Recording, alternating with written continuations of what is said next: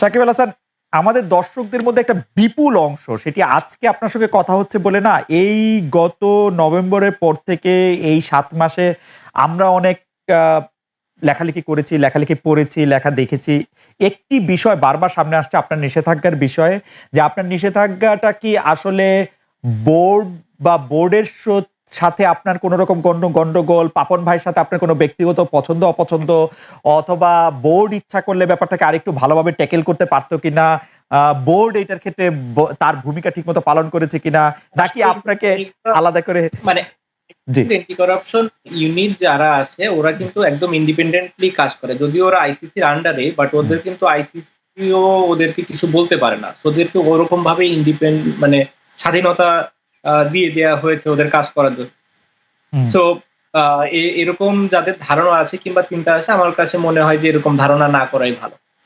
সাকিব আল হাসান, আপনার সম্পর্কে আরেকটি অনেক বড় আগ্রহের বিষয় যে আপনি কি এখন মার্কিন যুক্তরাষ্ট্রের নাগরিক, বা আপনি কি মার্কিন যুক্তরাষ্ট্রে থেকে যাওয়ার ব্যাপারে চিন্তা করছেন, বা আপনার কি এরকম কোনো ইচ্ছা আছে যে যখন আপনি খেলা থেকে রিটায়ার্ড করবেন আপনি মানে মার্কিন যুক্তরাষ্ট্রের জাতীয় সঙ্গীত গাইতে গাইতে ওইখানেই থেকে যাবেন, এরকম কোনো ইচ্ছা কি আপনার আছে?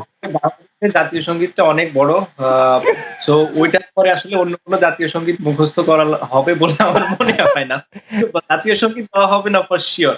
আচ্ছা। আ আর যেটা থাকার বিষয়, আসলে আমি যেটা বললাম যে আসলে ফিউচার আমি খুব বেশি একটা দূরের প্ল্যান করিনি। এবং কখনো করতে চাইও না। আমি হুম, এখন বাংলাদেশে হ্যাপি আছি, হুম, খুশি আছি, সুখে আছি। মানে যত ধরনের ফ্যাসিলিটিস দরকার সব আমার কাছে আছে। আমি কেন অন্য জায়গায় যাব? সো এরকম কোনো ইচ্ছা আমার মানে নেই। আপাতত তো নেই। হুম, আমার ধারণা ভবিষ্যতে আসার কোনো সুযোগ নাই। সো আমি যেটা বললাম যে হ্যাঁ, এখন তো একটা সিচুয়েশন এর কারণে আসা হয়েছিল এবং একটা সিচুয়েশন এর কারণে এই আসলে থাকা। বাট এর আগে আমি কোনোদিন এতদিন আসলে থাকা হয়নি। সর্বোচ্চ মনে হয় ২০ থেকে ২৫ দিন থাকা হয়েছে। এবার হুম, অলরেডি ১.৫ মাসের বেশি হয়ে গেল। হুম, আরো হুম, কতদিন থাকবো আমি জানি না। হুম, বাট অবশ্যই মিস করি। সবসময় মিস করি। চেষ্টা থাকবে যেন যত তাড়াতাড়ি পারি দেশে ফিরে যেতে।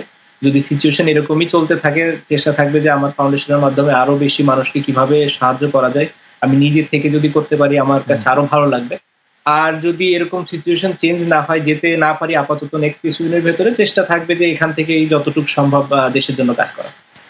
আমি যদি একদম স্পেসিফিকলি বলি, কারণ আমি সাংবাদিকতায় থাকার কারণে এবং বাংলাদেশে যারা আসলে নিউজ মেকার তাদেরকে খুব ভালো করে খেয়াল করার কারণে আমি মোটামুটিভাবে বলতে পারি যে ২০০৬ সালের পর থেকে আপনার নেম এবং ফেম এবং স্টারডম সেটার গ্রাফটা শুধু আকাশের দিকেই উঠেছে।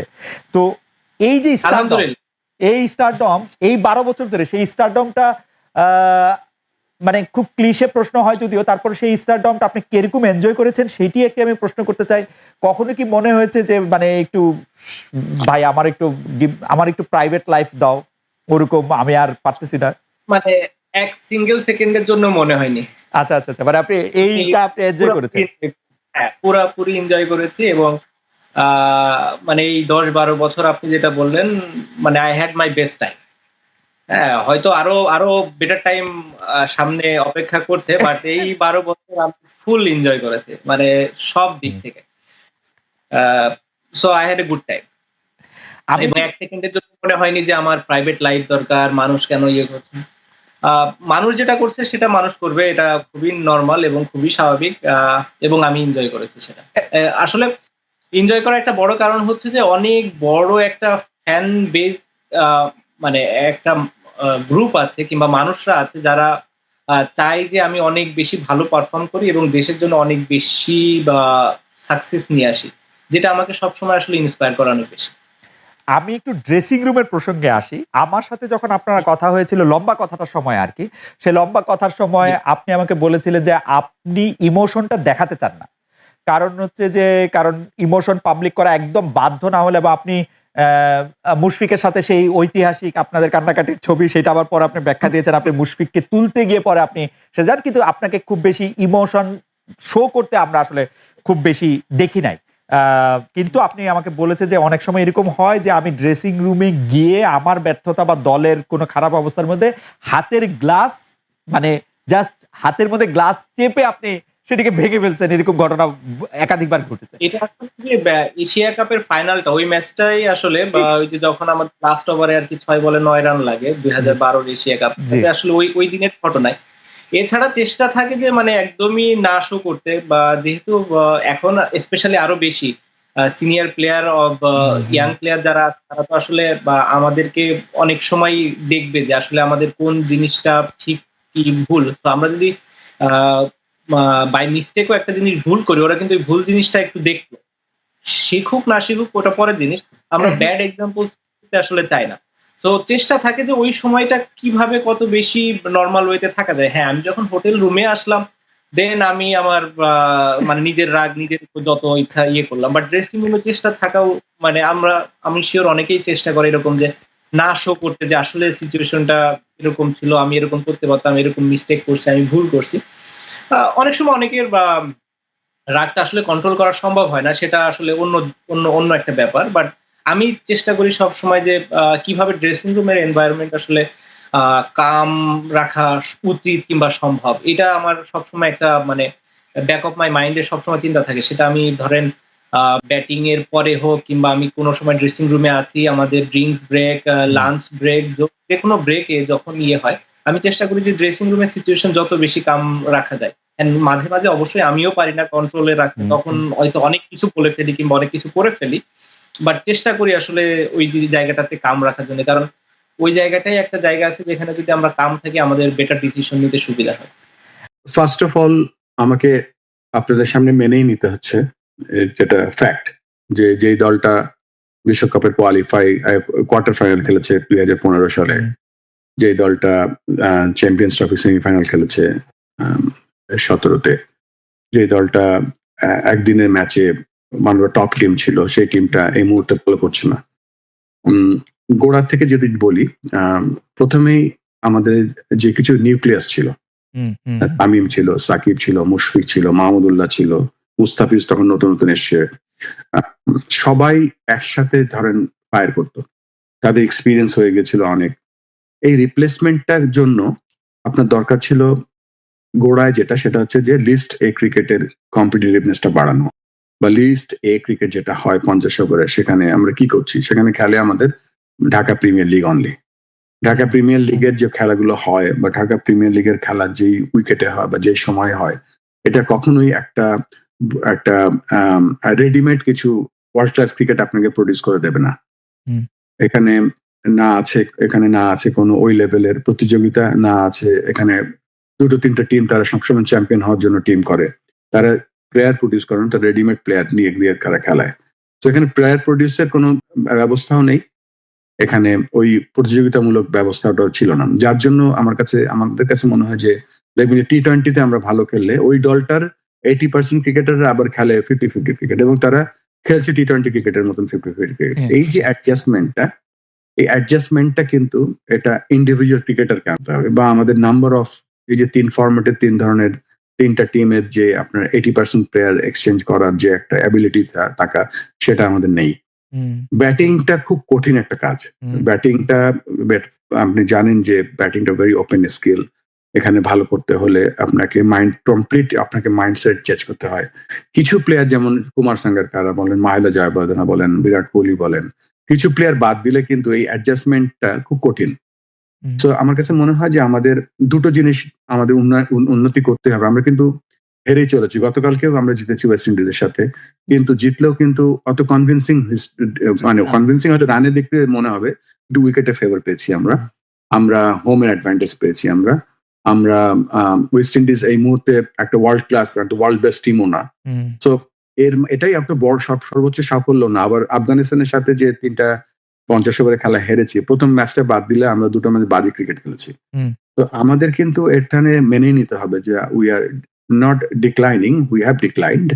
এখন হয়তো আমাদেরকে সামনের দিকে এগিয়ে যেতে হলে our batters needs to perform. আমাদের বড় দেখেন, আমি তো জানি না কবে আমরা লাস্ট ওয়ানডেতে সেঞ্চুরি করেছি আমাদের ক্রিকেটার। তো এটা আমি খুব মন দিয়ে রিসার্চ করছিলাম কিছু জিনিস, যে আপনি যদি ৫০ ওভারের ক্রিকেটের টপ ৪২টা ব্যাটসম্যান দেখেন, সেখানে ২টো ব্যাটসম্যান বাংলাদেশের আছে ৪২টা ব্যাটারের মধ্যে।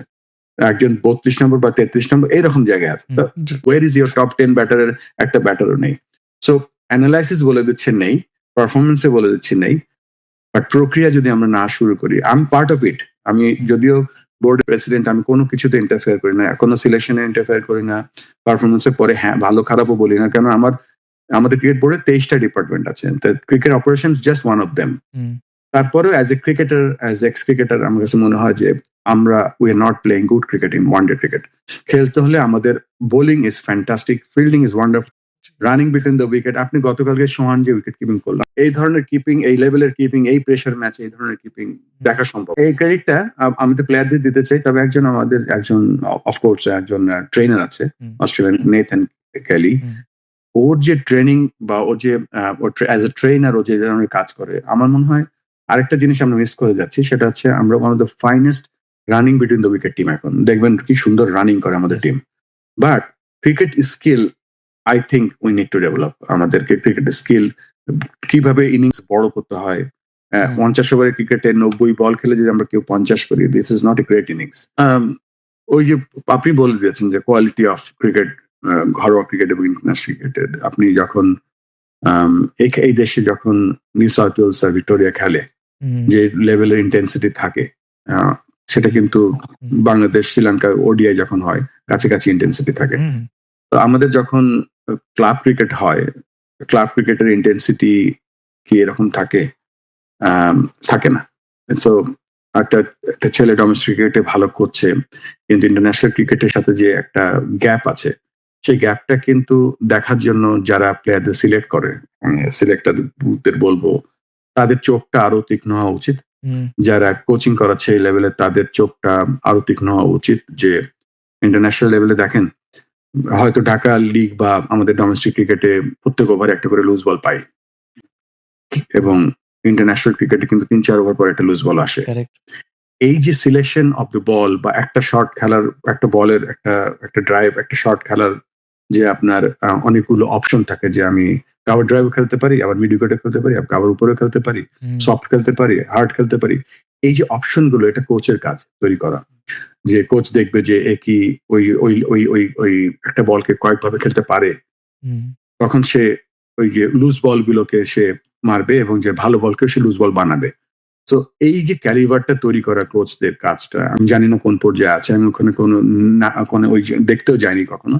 মাঝে মাঝে মনে হয় যে আমি ড্রেসিং রুমে গিয়ে কথা বলি প্লেয়ারদের সাথে, কিন্তু ওটা আমার লাইনের বাইরে।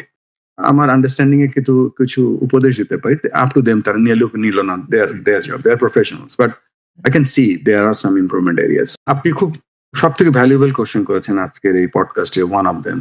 কেন বলছি যে আমার কাছে মনে হচ্ছে যে বাংলাদেশের সব থেকে বড় প্রবলেম না, মানে সব থেকে বড় অপরচুনিটি, সেটা হচ্ছে যে জেলা যে 64টা কোচ বললেন, আমার প্রথম কাজ ছিল তাদেরকে দেখা, এবং তাদের যে ট্র্যাক রেকর্ড দেখলাম, ম্যাক্সিমাম কোচ যারা, তাদের কোয়ালিফিকেশন প্রশ্নবিদ্ধ, অ্যাপয়েন্টমেন্ট ছিল রাজনৈতিক অ্যাপয়েন্টমেন্ট ম্যাক্সিমাম, তাদের রিপোর্টিং ঢাকাতে কি হচ্ছে কেউ জানে না, তারা কি কাজ করে, তাদের নিজস্ব একাডেমি আছে, আবার তারা জেলা কোচ।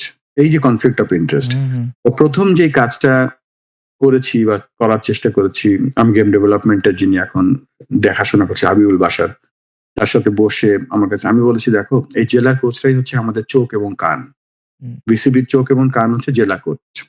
তো প্রথম যে কাজটা করলাম, পাবনাতে 8টা জেলার, রাজশাহী বিভাগে 8টা জেলা আছে, সেই জেলা কোচদেরকে এবং বিভাগীয় কোচদেরকে, আমাদের ঢাকাতে বেশ কিছু ভালো কোচ এডুকেটর আছে, যেমন সোহেল ইসলাম, সুরু ভাই, দীপু রায় চৌধুরী ভাই, সো এই ধরনের, যেমন মোহেরাব হোসেন, তুষার ইমরান, এদেরকে নিয়ে গিয়ে জেলা কোচগুলো এডুকেট করার চেষ্টা করলাম, যে কিভাবে তারা ট্যালেন্ট সার্চ করবে উপজেলাতে গিয়ে। তো সেটা করেছিলাম পাবনাতে, রাজশাহীর জন্য সেটা করেছিলাম, বরিশালে সেটা করেছিলাম, খুলনাতে সেটা করেছি, চিটাগাং এবং সিলেটে মিলিয়ে। তো আউটকামটা হচ্ছে যে ম্যাসিভ কাজ করতে হবে ওই জেলা কোচদের পেছনে। তাদেরকে যদি আমরা এডুকেট না করতে পারি, বা তাদেরকে যদি দেখেন, একটা সাধারণ মানুষের চোখ আর কোচের চোখ কিন্তু এক না। ওয়াসিম আকরামের যে উত্থান, সেটা কিন্তু জাভেদ মিয়াঁদাদ নেটে দেখেছিল যে এই ছেলেটা জোরে বল করে, এর নেক্সট নিউজিল্যান্ড ট্রিপে নিয়ে নেই। এই যে চোখ বা বোঝার যে ব্যাপারটা, তা দেশব্যাপী আমাদের এই চোখ যদি আমরা ডেভেলপ না করি, কিছু হবে না।